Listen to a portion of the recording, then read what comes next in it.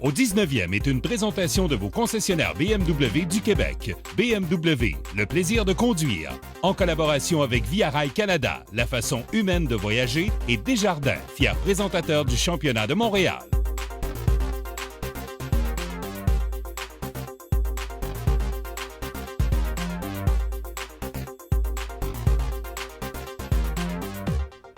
Bonjour tout le monde, ici Michel Lacroix qui vous souhaite la bienvenue à l'émission au 19e. Cette semaine, une rencontre avec une jeune Québécoise qui effectue ses débuts sur le circuit de la LPGA, Sarah Maud Junot.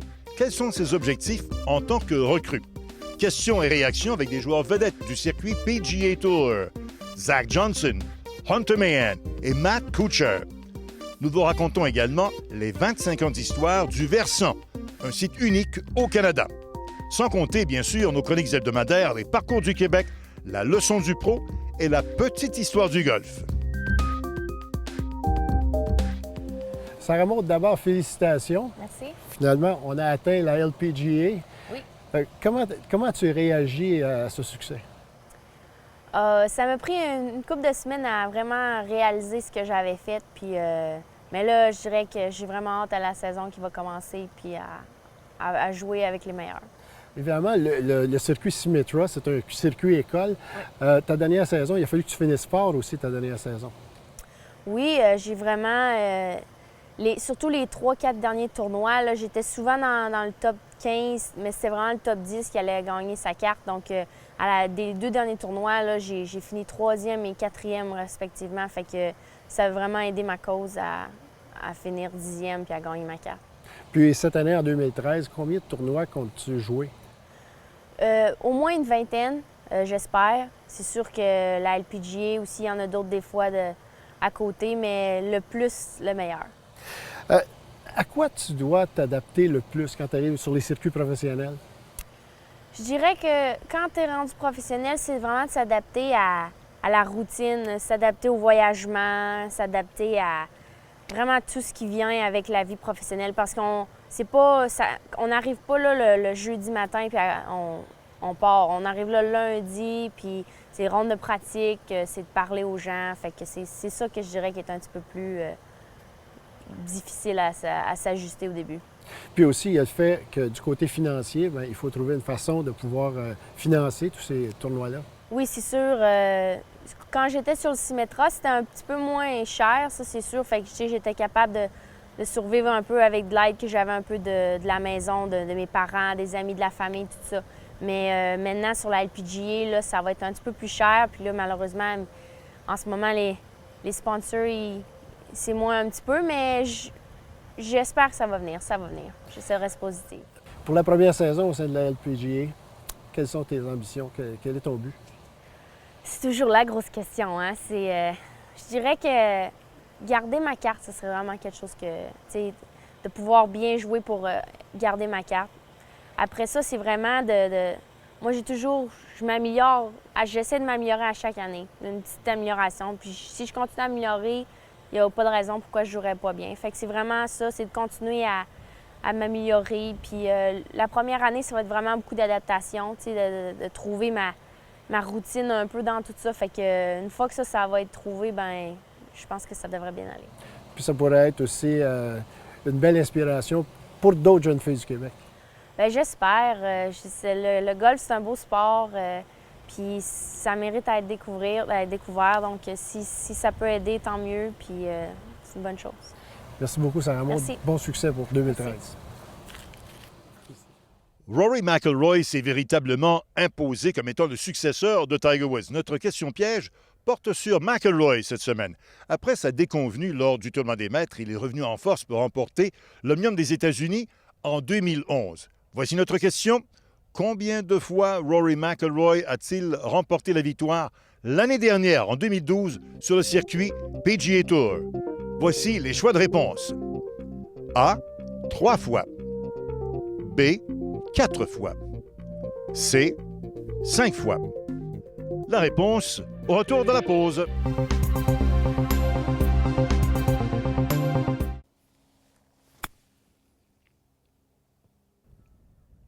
Je répète notre question. Combien de fois est-ce que Rory McIlroy a défilé dans le cercle des vainqueurs sur le circuit PGA Tour en 2012? La réponse, 4 fois. Une fois d'ailleurs, en tant que champion majeur, c'était au championnat de la PGA. Il y a eu le Deutsche Bank, le championnat BMW, de même que la classique Honda. Il faut préciser que Rory McIlroy a également dominé au chapitre des boursiers sur le circuit PGA Tour et sur le circuit européen, exploit qu'il a réédité après Luke Donald.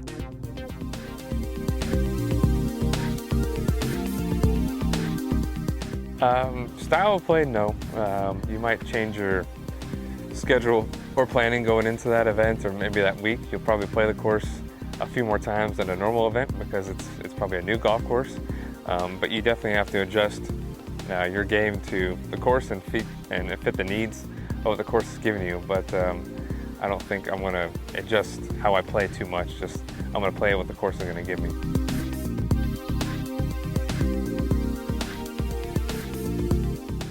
I think the easiest, simple goal is to get better. To become a better player this year than I was last year. Hopefully win more tournaments, hopefully contend in majors, but I'm trying to keep it pretty simple right now and just become a stronger player mentally and physically.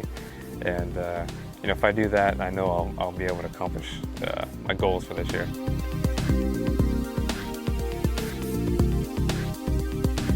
I'll continue to refine my swing, working with Chris O'Connell. We rounded out my swing a lot and made me a much more consistent player. But probably in the last 3 years, I'd say changing to the putter that goes up my left forearm is probably the biggest change. I went in 2010 from a conventional putter to 11, putted with the putter up my forearm, and I feel like that just takes a little bit of hands out and makes me a little more consistent.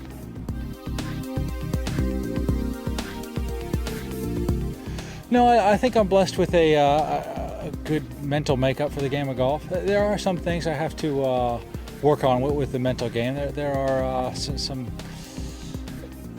times where I'll play 4 or 5 tournaments in a row, and I know in the 4th or 5th tournament I start getting short with myself, and now I have to try to be a little more lenient and a little more easygoing. But for the most part, I think my mental makeup is just something I was blessed with.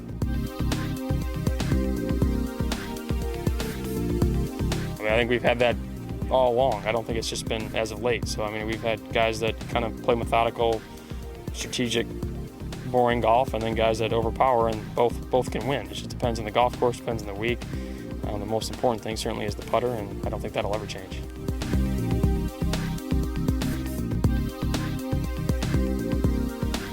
And, it's one of those things I try not to treat any other week different than the next or the previous or what have you. So whether it's a major or just a regular tour event, I try to go into it with the same attitude, the same mental preparation, meaning one day at a time, one hole at a time, one shot at a time.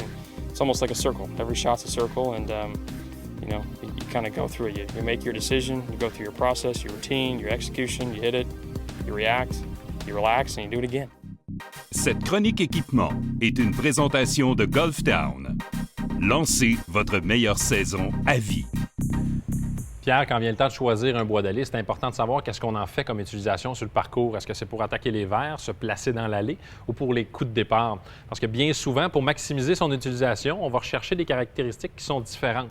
Dans la mesure où je suis un golfeur qui utilise souvent ces bois à partir de l'allée. J'ai besoin de quelque chose de plus polyvalent, mais tu me diriges vers quoi à ce moment-là? À ce moment-là, on recherche un bois d'allée qui va offrir une tête plus profilée, avec un bord de semelle plus arrondi pour aider l'impact et la trajectoire. À ce moment-là, je dirais le TaylorMade Rocketball Stage 2 ou le Ping G25.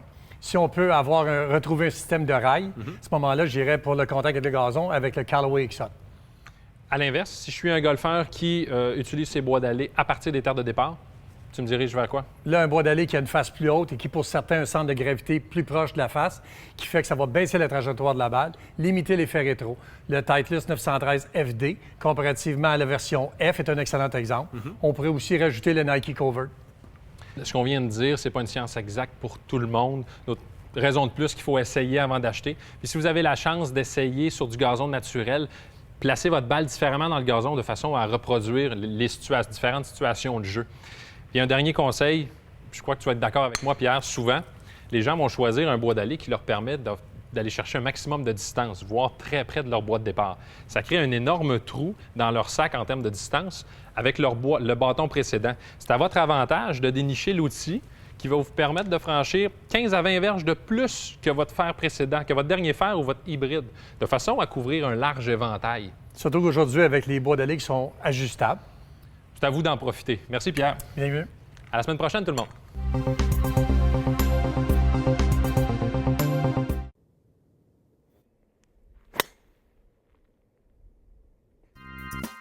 L'anecdote de la semaine, une présentation de Desjardins, fier présentateur du championnat de Montréal.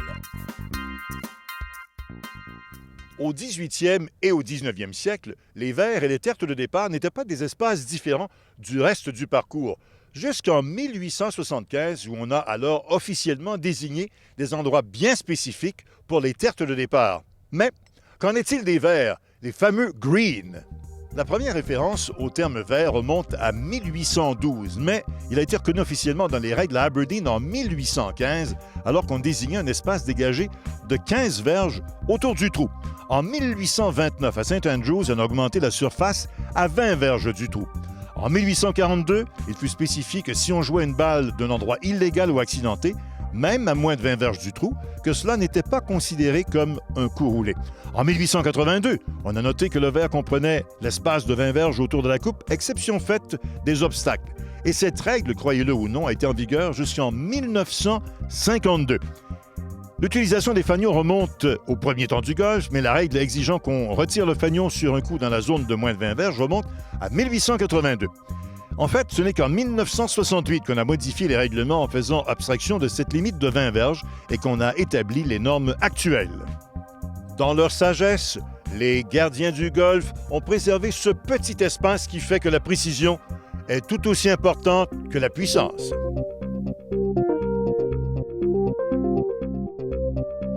Situé à Terrebonne, le centre de golf Le Versant célèbre déjà cette année son 25e anniversaire.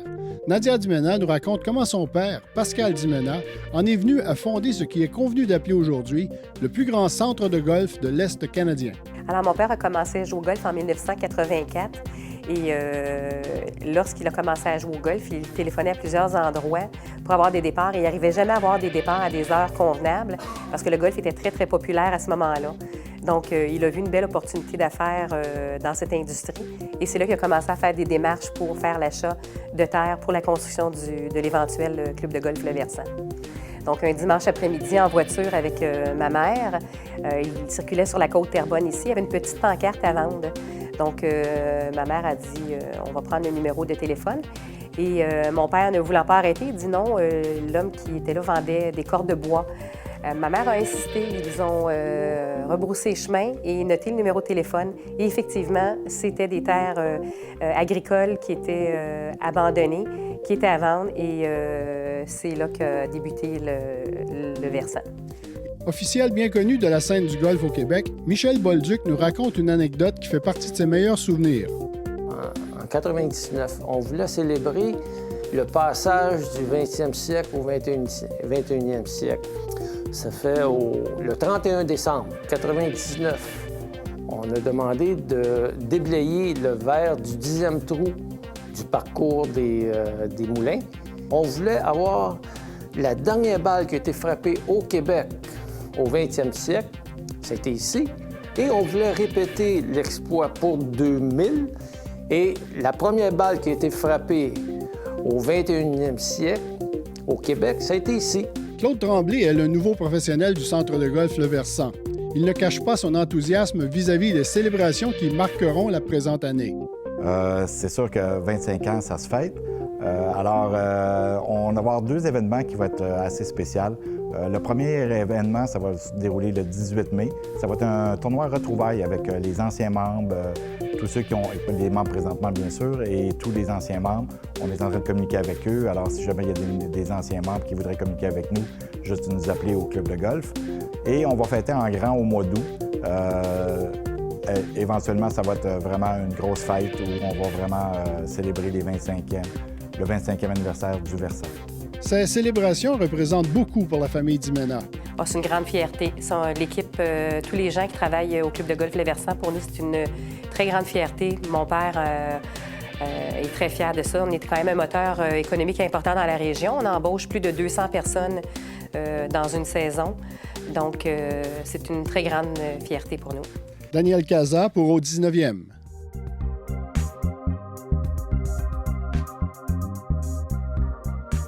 Ça peut pas nuire. Je pense qu'on fait beaucoup d'efforts pour amener les jeunes au golf. Puis je pense que c'est un départ de commencer dans les écoles.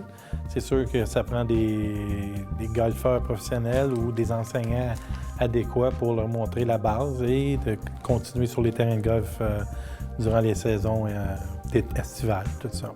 Malheureusement, non, s'il n'y a pas vraiment un lien avec les clubs de golf. Actuellement, on équipe des écoles avec des équipements, mais on ne retrouve pas ces jeunes-là encore sur le parcours de golf. Fait qu'il faut que le professionnel aille aider les écoles à instaurer ce programme-là et non pas juste de fournir un équipement qui se retrouve dans le dépôt à ballon. Fait que de là à dire qu'on va initier de 20 à 30 000 jeunes, est-ce qu'on va sauver notre industrie? Probablement que dans un deuxième temps, ce serait la chose à faire. Dans un premier temps, j'aurais aimé qu'on s'occupe de nos 800 à 1200 jeunes afin de les aider à devenir de meilleurs joueurs de golf, que le golf soit un sport plus cool, puis que ces 800 jeunes-là amènent 3 de leurs amis, puis qu'on commence de cette façon-là. Parce qu'il ne faut pas se le cacher, si on est dans une école, soit sur l'île de Montréal, soit en plein centre de la ville de Québec, qu'il n'y a pas de terrain de golf proche, oui, on va faire de l'initiation, mais c'est quoi qui va être le step suivant? Oui, je crois qu'il faut vraiment aller chercher les jeunes dans les écoles parce qu'on se rend compte que les moyennes d'âge dans les clubs est très élevée. Et on n'a pas de relève. Alors, si on peut initier les jeunes à partir de l'école, si on va chercher 10 jeunes par école par année, bien, plus tard, s'ils sont comme moi, ils vont avoir l'amour du golf puis poursuivre pour longtemps. Sauver, c'est un bien grand mot, mais je suis persuadé qu'on sait tous que le problème de l'industrie du golf se situe au niveau de la relève, présentement. Et bon, je vois les gens, moi à Saint-Colomban, la ligue de soccer là, qui est à Saint-Colomban, ça fait, je pense qu'il y a 400-500 jeunes qui jouent à ça. Au terrain d'exercice, vous est présenté par Cobra Puma Golf. On retrouve de plus en plus de ces baguettes dans les sacs de golf au Québec. Mais c'est ça le problème, ils restent dans les sacs de golf. Je vais vous donner plusieurs exercices que vous pouvez faire pour améliorer votre golf, que ce soit sur le verre, pour les coups d'approche ou au terrain d'exercice. Tout d'abord, au terrain d'exercice, la principale utilité de ces baguettes est pour l'alignement du corps. Je vous suggère d'en placer 2 afin de bien voir votre corridor d'alignement. Si vous travaillez le chemin du bâton dans la zone d'impact, vous pouvez également le positionner de façon à bien visualiser la trajectoire de la tête du bâton à emprunter. Parlant de trajectoire, si vous tentez de la corriger ou si vous vous amusez à la varier, il est souvent difficile de savoir dans quelle direction elle se dirige, surtout si vous êtes seul. Plaçant une baguette à une quinzaine de verges devant vous et directement en ligne avec votre cible, vous serez en mesure de constater dans quelle direction votre balle débute sa trajectoire. Peut-être serez-vous étonné du résultat. Alors le but, ce n'est pas de frapper la baguette, mais de voir dans quelle direction elle se dirige. On s'en va au coup d'approche. Si vous avez les mains très actives autour des verres, un exercice, vous prenez une baguette et vous l'insérez dans votre cocheur pour rallonger la tige. Et lorsque vous faites des mouvements, si vous utilisez trop votre main droite, vous allez voir que la rallonge vous touche le flanc. C'est bien important de tourner après l'impact pour que la rallonge ne vous touche jamais. Vous pouvez aussi placer vos baguettes au sol de façon à séparer le verre en corridor. Sachez qu'il est plus important de contrôler le point de chute de vos coups d'approche. On s'en va sur le verre. Suivez-moi. Même sur le verre, ces baguettes sont très utiles.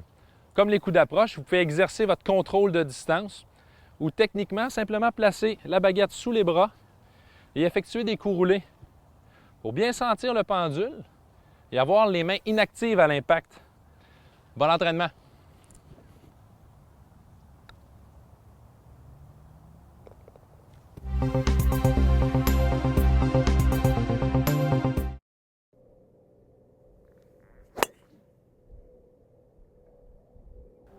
Cette semaine, nous visitons 2 parcours qui ont été dessinés par le célèbre architecte Graham Cook. Les 36 trous du parcours Le Cerf ont été inspirés des plus beaux terrains d'Écosse et sont parmi les rares au Québec à présenter des verres en agrostide. Nous rencontrons le directeur général, Bernard Vaillancourt.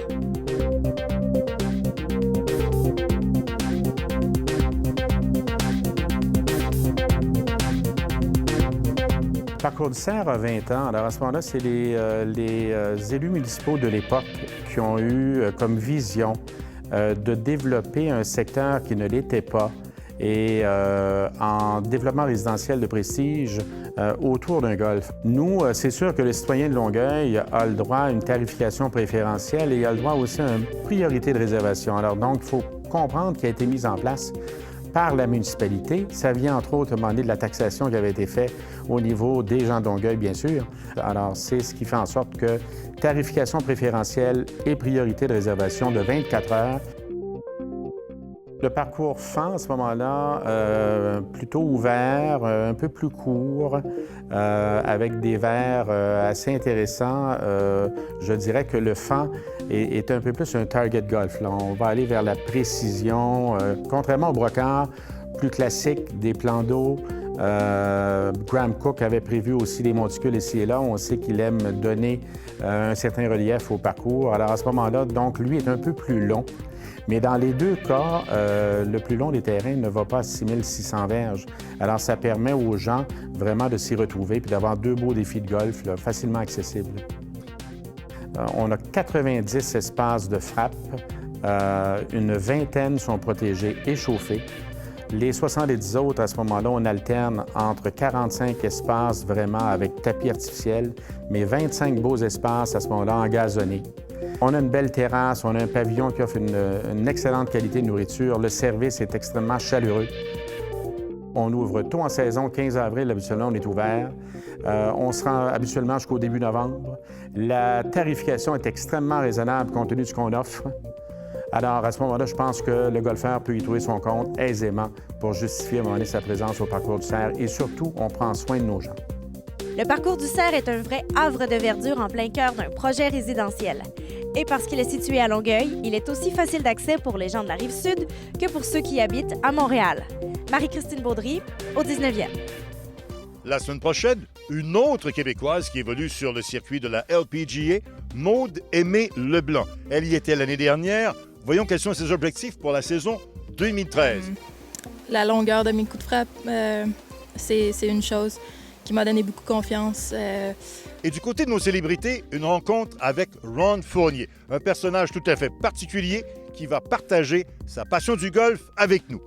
On se revoit la semaine prochaine au 19e, là où on entend les meilleures histoires de golf.